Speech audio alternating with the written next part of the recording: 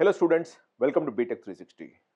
This has been a long-standing demand from many of our students of those colleges which are better than IITs, NITs and IIITs or as good as IITs, IIITs and NITs but are available beyond an examination, which means you don't take an examination but you still can get into a college which delivers good outcome, a better outcome or even at least an equal outcome as compared to many of the NITs, many of the IITs and many of the IIITs. We should all know one simple rule that not all IITs are good, not all NITs are good, not all IIITs are good. And there are quite a few colleges that have been there for ages in this country which deliver far better outcomes than some of these new age NITs, IIITs and IITs. And what we're trying to cover, this is a series. We're going to do a series of about 30 colleges. 30 colleges, every day one college, which will tell you, inform you and keep you abreast of certain things which are very important for you to know, which is the college that you can apply to, which delivers a fantastic outcome. Now, these are colleges which don't participate through JOSA counseling. These are colleges that don't go through any examination. These are colleges where they are actually take an all India admission thing. It might be 15% only or 30% only or whatever it is. But they do have openings for students from all over the country to come and join them. But in their particular state at a local level, they're the best out there in the game. And they're so good that in many of these states, the NITs and IIITs are less preferred and this particular colleges are more preferred.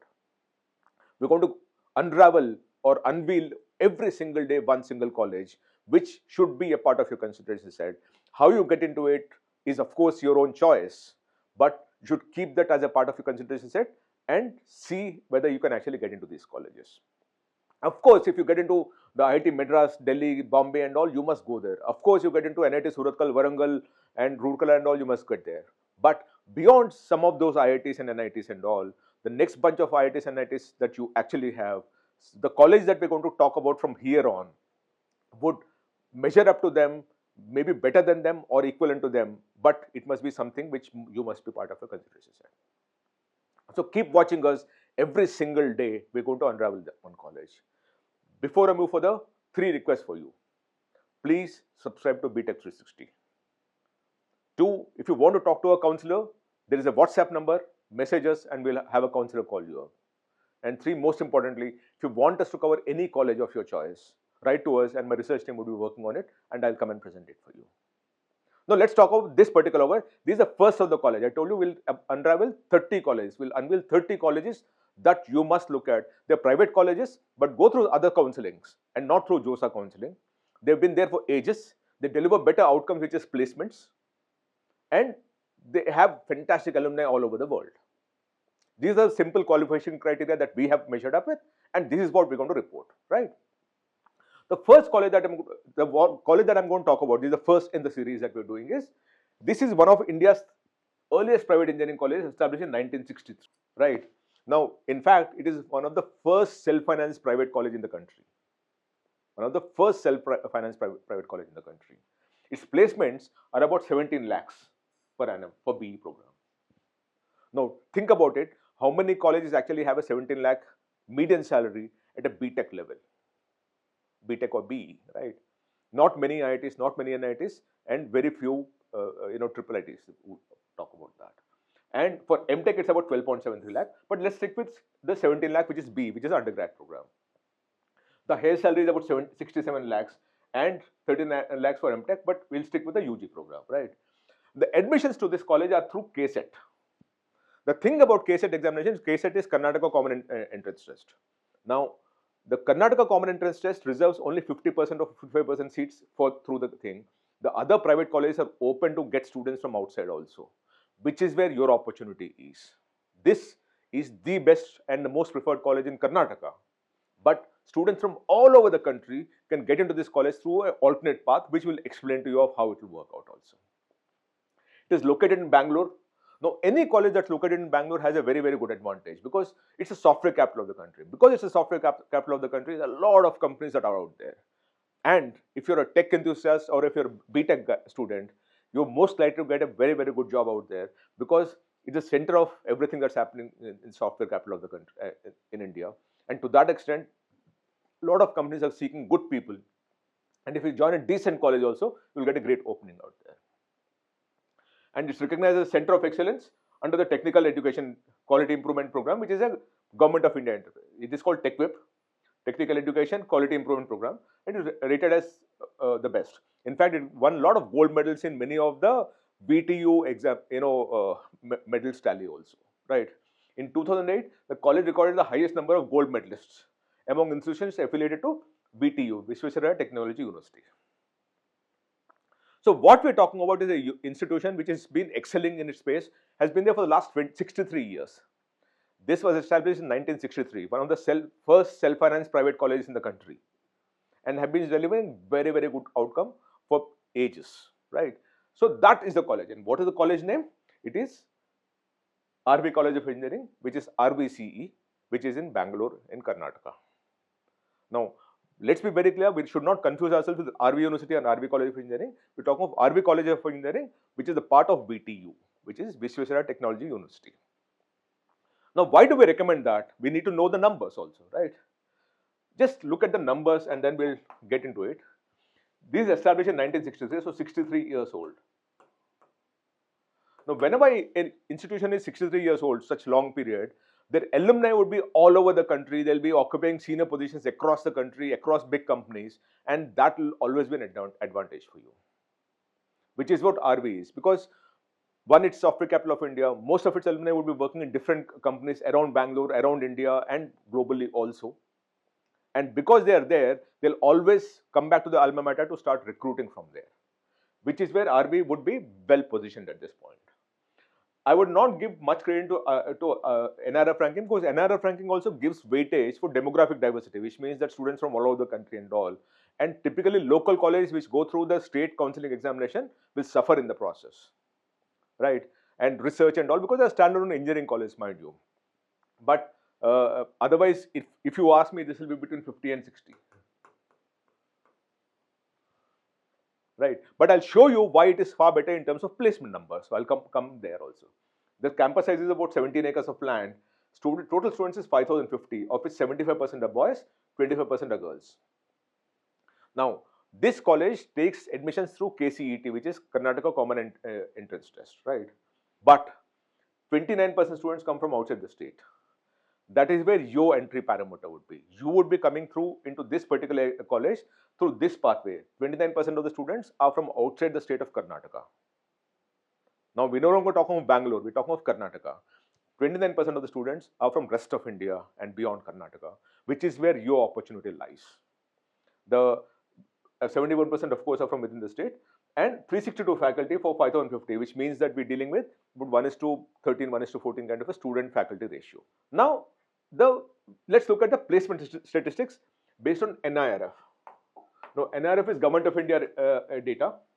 So this is data submitted by colleges to Government of India for ranking purposes, which means it's filed on an affidavit, so it's slightly more authentic than many other things, because you don't, typically, give blatant lies on an affidavit. We are hoping that's the case. So this is the data based on NIRF data. The last data that we have of NIRF is on 22-23, with 1,060 students, were admitted. 1,145, because there is also lateral recruitment that happens here.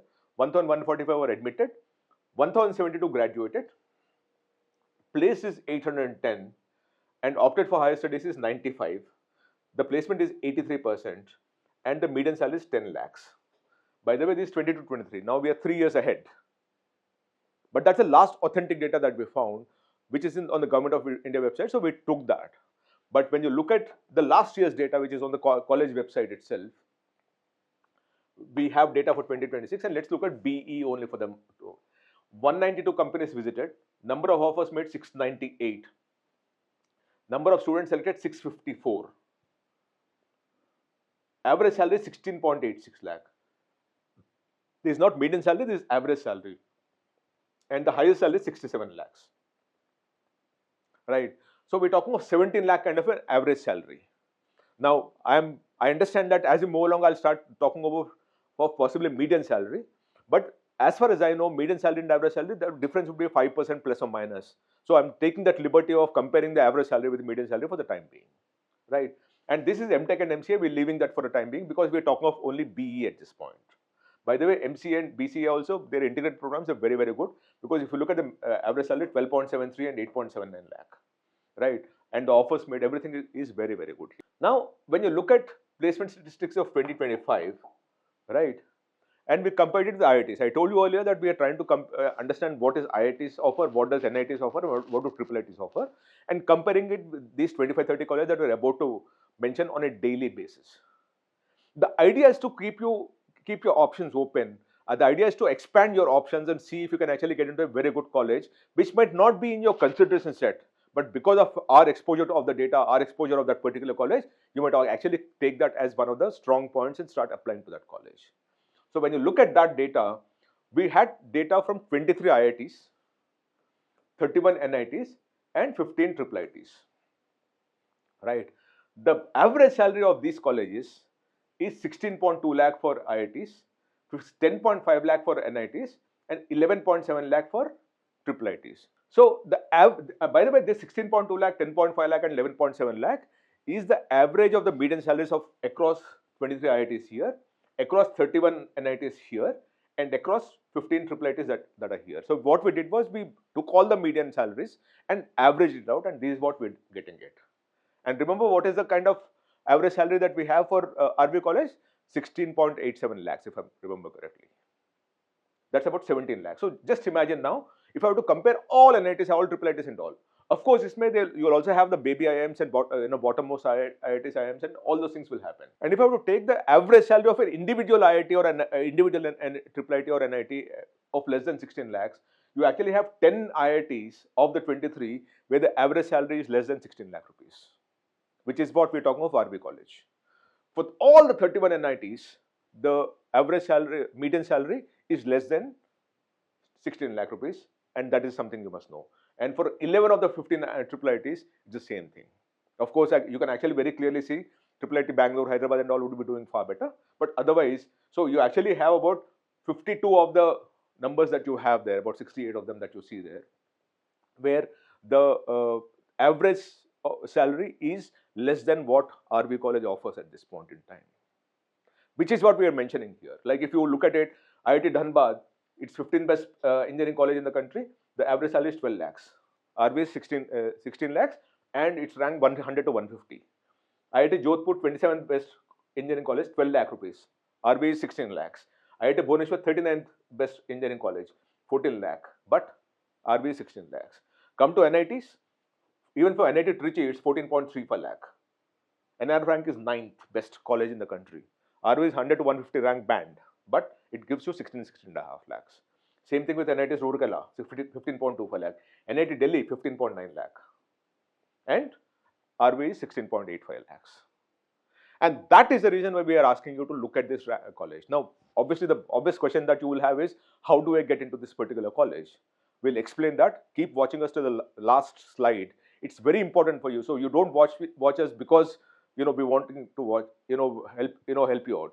The important thing is you need to be sure that the data that we are about to present would be of help to you, and because of it, you want to watch this. What is the thing? If you look at the seat matrix that you have in this in RV college, these are the number of seats that you have. 16 aerospace, 16 biotechnology, chemical engineering 40, civil 60, computer science 120, and computer science engineering 285. This is AI and ML, by the way, and that's what the software capital of the country would do for you. Now here, when you have the total number of seats, there is a category that they have of people who come through state entrance examination, people who come through the COMEDK, which is Common Merit List examination, and then All India quota, which is called the management quota, right? From the 60 seats, for example, if you say CSE, you have 285 seats here. Of the 285, through the Karnataka entrance examination, which is called KEA, you actually have, we also call it KCET, 128 seats are only there. Of the 285, only 128 come through KEA, which is state government seats, right? And within this 128, you also have this, right? And after that, you actually have COMEDK, which is a common entrance examination for colleges in Karnataka who have their own entrance examination for all the private colleges in Karnataka, and they admit students through a merit list from that. The government of Karnataka made sure that even if you come through a different quota, the merit is maintained. So 30% of the seats, right, are going through COMEDK, and it is called category 2. Category 1 has 45% seats. Category 2 has 30% seats, which are coming through COMEDK. So you want to get into RV College of Engineering, you need to write a COMEDK examination. You might be outside the state of Karnataka, so you can apply for COMEDK and come here. The third thing is, you don't want to write COMEDK also. There is a management quota which is 25% seats. You have not written any examination, you can come through management thing, and there are 71 seats. And all this 71 plus 86 plus 128 go up to 285. They also have extra numerary, which is SNQ, they call it 14 seats. Right. Now, this entire game is that they actually first, through Karnataka students, there is a merit list that's created. Then for all India students, they actually have an examination called COMEDK, where you take the examination and get a part of that merit list, where there's a different fee structure. The fee structure for a state student is different. The fee structure for a COMEDK student is different, and the management quota seats is very, very high. But if you can afford it, you can get in. And that is what these numbers are, right? So in all, that's how you deal with it. And across the board, you see the same thing: 60 seats, 45%, and then 30%, and then 25%. Right? And that continues through the thing.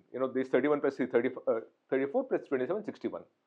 So the entire numbers is through that seat matrix. The seat matrix is very clear. 50% for the state students, 45% for the state students, 30% come from the COMEDK examination. You might be belonging to the state of Karnataka or outside the state of Karnataka also, but the fee structure is different. And then 25% come from the management quota category. And there they ask for a bomb. They ask you for a serious amount of money, but it is worth it if you can afford it, because you get into the best group where the peer group is very good, the quality of student is very good, the teaching is very good, the companies are very good, and the employment is very good too. Now, what are the numbers if you deal with this and then get into the zone? What is the kind of seat matrix that you have in terms of the other branches we're talking of? So what you have ultimately is, earlier I showed you one particular branch, you have 1,285 seats all put together in RV College of Engineering, of which 578 are going through KEA, Karnataka Engineering Admission, and the examination is KCET, Karnataka Common Entrance Test. Category 2, which is COMEDK, is 386 seats, and Category 3, which is Management, NRA and everything, is 321 seats. And then you have a SNQ quota over and above the intake, which is 64 seats. Now, all this together, 1,285 plus 64 is what you have, of which you are getting into it. If you're an all India student, you might get into it through the 386 or 321. If you're state of Karnataka, you can get through this 578 and COMEDK. That's the number. And please take down, I'm not going to read out each of these numbers of how many seats and all those things. Take a screenshot of this and you'll exactly understand what we're talking about. Now, what is the fee that you have? If you're coming through KCET examination, which is a state, now the state obviously wants their own students to be paying lesser amount of money, so the fee is regulated. And essentially what most states do is, they regulate the fees for the state students, which the college collects from an outside student because of the quality of intake that it has, right? So the state student actually ends up paying only 1,12,410 rupees, right? 1,12,410 rupees if you're a state student per annum. And this includes the government college, for aided college, etc., and BTU constant college, higher fees. And what for RV, it is 1,12,410, right? If your category income is less than 2.5 lakh rupees, it is 88,000 only, and so on and so forth. You actually again can see this. This is the thing for KCET. So student coming in from KCET, which is 45% of the seats, the fee is 1,12,000 rupees or 88,000 depending on your income category, and that's what you will be. The next level is this. If you're going through, by the way, what is the kind of cutoff you need? And look at the competition that we're dealing with. Remember earlier, how many seats are there if you go through this? For example, CSE, you have 285 seats altogether, right? And KE is 128 seats. Now look at the competition that you're dealing with here. For BE Computer Science Engineering, the highest closing cutoff in the open category is 499. Now, just to put things in perspective, there are about 3.3 lakh students who took the examination, registered for the examination for KCET, right? 3.3 lakh students, 3.1 lakh students appeared for the examination. This is registered, right? So 3.1 lakh students appeared for the examination. For you to get 499, what is the percentile you need? 99.95 percentile. That's the number that you need. If you work backwards, you'll understand what I'm saying. For each 310, you're actually dealing with 1.1, right? So this is actually 99.98 percentile. That's the kind of percentile you need to get that rank to get into RV College of Engineering for the CSE branch. Same for AI 742 is the highest closing rank. Data science 944 is the highest closing rank. Cyber security 990 is the highest closing rank. Electronics 1100 is the highest closing rank. B electronics and telecommunications is 1507, and so on and on. But all these things essentially mean that you need to be 99.5 percentile and above to be a part of any of these things. And you also have the category rank for OBC, SC and ST. Please note it down. That's the category rank that you're dealing with, right? Now the next part, for other branches also, please take a screenshot of this. For aerospace 2069, electrical and electronics 2783, mechanical 5812, biotechnology 6814, civil engineering 10832, chemical 11049, and industrial engineering 15717. And the category ranks also are there. Please note it down, right? Now, this is the kind of competition it has. At 15,000 also, if you just think about it, you're dealing with 95 percentile to be a part of B Industrial Engineering and Management out there. Because 3.1 lakh students appeared for the KCET examination. That's the kind of competition you're dealing with at a core level also. Even aerospace is 2069, which is less than 99, it's 19.3 percentile.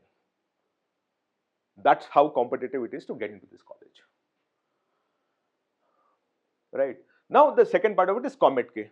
The first part of it we talked of KCET examination if you're a student of state of Karnataka. Now let's look beyond state of Karnataka and look at the whole thing, right? This is through the COMEDK examination. Here, the total seats are the following: aerospace is 18, biotechnology is 18, computer science is 18, chemical is 12. This is data science, of course. CS with AI and ML is 54, CSE is 108, and so on and so forth. These are total 108 seats that you have, and you can move on and on. The next slide would have the other branches also, right? These are total branches that you have. Now, the important thing that you must notice here is the fee. If you recall earlier, I talked to you about the KCET student paying about 1,12,000 rupees fees. The COMEDK student pays about 3 lakh rupees per annum as the fees. Across the board, they pay about 3 lakh, which essentially is about 3 times more than what a state student pays. Now, a student from Karnataka also can possibly appear through COMEDK and come through this whole thing, but you are essentially paying 3,01,000 rupees as fees, right? That's the second part of it. Now, the third part of it, which is what is the kind of seat matrix that they have and fees we already discussed with you. What is the highest closing rank of COMEDK to get into these branches? When you look at that, again, extremely competitive. For CSE, it should be 692 is the highest closing rank, open category. For data science, it's 890. For AI and ML, it's 975. For cybersecurity, it's 1091. For ECE, it is 1399. For B electronics and telecommunications, 1790. EEE is 2424. Aerospace is 6429. Mechanical is 7032. Chemical is 13038. Industrial engineering is 17,533. Biotechnology is 18,883. And civil is 20,917. Very competitive. If you look at it, this bunch you're dealing with, less than 1790, which is 99 percentile is what we're dealing with. So unless you get 99 percentile in COMEDK also, very difficult for you to get into any of the preferred branches where it's very competitive. You need to be actually 99.5 percentile and above to get into RV at COMEDK level. Now the third part of it is management quota. Management quota, 25% fees, is the quota that you have, I told you earlier, and besides SNQ. Now here it's very, very expensive. I earlier told you about per annum fees 1,12,000 rupees for KCET, which means 5 lakhs over the 4.5 lakhs over the 4-year program. For COMEDK, it is 3 lakh per annum into 4 years, 12 lakh rupees. But when you come to management quota, if you look at CSC, for example, computer science, engineering, data science, the fee is 60 lakh rupees. Remember, 12 lakh rupees, 60 lakh rupees, 5 times. The fee is 5 times of COMEDK, right? 5 times of COMEDK, or if you deal with it at the KCET level, where it's 4.5 lakh rupees fees, it is 12 times of KCET. That's the kind of fee that you're dealing with. But students still prefer it. It's very difficult for you to get in, even through the management quota, because they still go through some kind of a merit list. They want good students to come in. So it's not that you can throw 60 lakh rupees and get in there. You need to be also a decent student to get in there. That's what you need to understand. So what the state does is, the private colleges fund or subsidize the fee of some of those other students by collecting this kind of fee from 25% students. And that's how the fee is distributed. This is what you must understand. And if you look at it, civil is 28 lakh rupees, mechanical is 28 lakh rupees, electrical and EEE is 28 lakh rupees. Come to ECE, it is 43 lakh rupees, industrial engineering is 24 lakh rupees, chemical is 18 lakhs, CSE is 75 lakhs. 75 lakhs. So if you now look at it, 12 lakhs and 75 lakhs, 6 times. Right? And if you deal with it as 4.5 lakhs and 75 lakhs, you're dealing with about 15 times, 20 times. That's the kind of fee that you're dealing with, right? Electronics and telecommunications is 32 lakhs, biotechnology is 28 lakhs, aerospace is 35 lakhs, CSC with AI and ML is 67 lakhs, and CSC with cybersecurity is 55 lakhs. So you look at this, 55 lakhs, 67 lakhs, and 75 lakhs. But 25% of the seats are there. I've already told you how many seats are there here.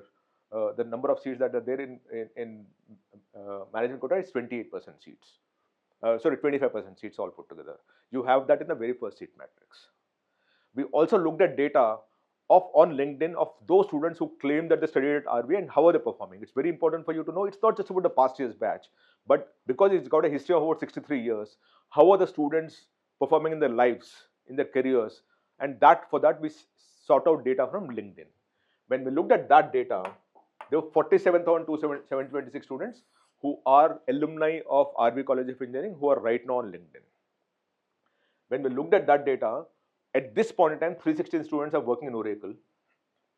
At this point in time, 296 students are working in Amazon. At this point in time, about 296 students are working in Qualcomm. And in EY, 106 students are working. Many of these students had worked at Oracle, 963 worked at Oracle, and they would have moved on for better opportunities, career growth, and moved jobs also. In Amazon, 913 students worked at some point in time. In Qualcomm, 537 students worked at some point in time. And in EY, 342 students worked at some point in time. Right. Now, we also looked at the trillion-dollar companies. We want to see whether Meta, Google, Alphabet, all these companies, NVIDIA, they recruit from here or not. So when we looked at that data also, again, it's very stunning data. As we speak now, 78 students are working in Meta. In Apple, 159 students are working. In Amazon, 296 students are working. In NVIDIA, 126 students are working. And in Google, 221 students are working. In fact, at some point in time in Google, 566 students worked. In Amazon, 913 students worked. In Apple, 264 students worked. This data is remarkable. You will not find that even in any of the IITs and NITs and IIITs unless you're dealing with the top 3, top 2 of them. You will not find these kind of companies with this scale of work. So many people working in these kind of companies. It will not happen unless the college is extremely, extremely good. That either the company goes there for placement or the students are so good that they'll find their way of getting into these kind of companies. Either which ways it is good. And which is what we're talking about here. And then we also start looking at where are the students working. It's also important for us to know how they're placed, where they're working, the domicile and those kind of things. And that also gives you an indication of how globally mobile the students are, that they actually find their way of working within the city, within the state, outside the state, within the country, and outside the country also. When you look at that data, we realize this is extremely good because 76% students work in India, which means 24% of these students work world over. Now, this data, you will not get it for IITs also. 24% of the students of RV College of Engineering are working outside of India. They are global citizens. 14% of the students are in USA. 5,905 students are right now in USA, placed in USA. They would have grown and moved out of India and settled there, or they would be working on behalf of Indian companies in USA, but 14% of them are in USA. About 1% are in Germany, and Canada 1%, and so on and so forth. But 24% students are not in India. They're global citizens now working outside of India. That means a lot for such a institution, which is a local college, mind you. This is not an IIT, IIIT and all. It made a name for itself, but consistently delivering on the value by getting the best students in, making them skilled, and employing them in the right places. That is RV College for you. And what I always will say is, it is not about the brand name that gets you a job. It's the kind of quality of college, the quality of intake of that college that gets you a good job. The good companies will always go for those institutions which have the best quality students. IITs and NITs benefit because of that, because the companies know that these best students are joining these places. And RV College is one of them. And similarly, we'll be talking about such a college every single day, one college.